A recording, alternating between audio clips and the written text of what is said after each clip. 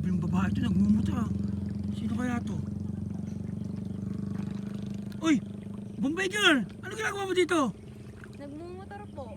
Nagmumuta ka, babae mo tao? Nagmumuta ka? Opo, nagsasideline po ako eh. Oh?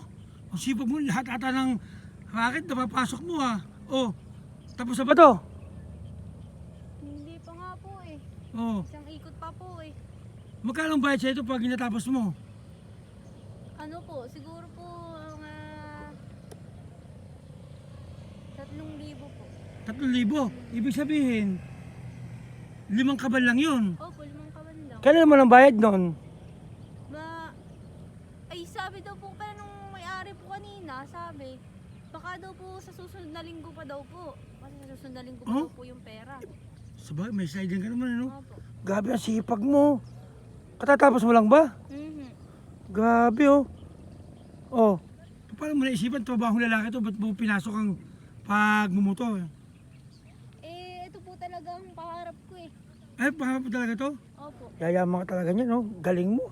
Alam, saludo ako sa mga babaeng ganito. Pang lalaki, pero ginagawa ng babae.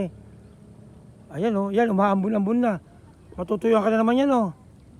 Tatapusin ko po ito eh. Isang ikot pa po kasi. Isang ikot pa. Opo. Ay, hapon na. Okay lang po eh. Papabot po. Mga 5 po. Tapos na rin naman ito eh. Ah,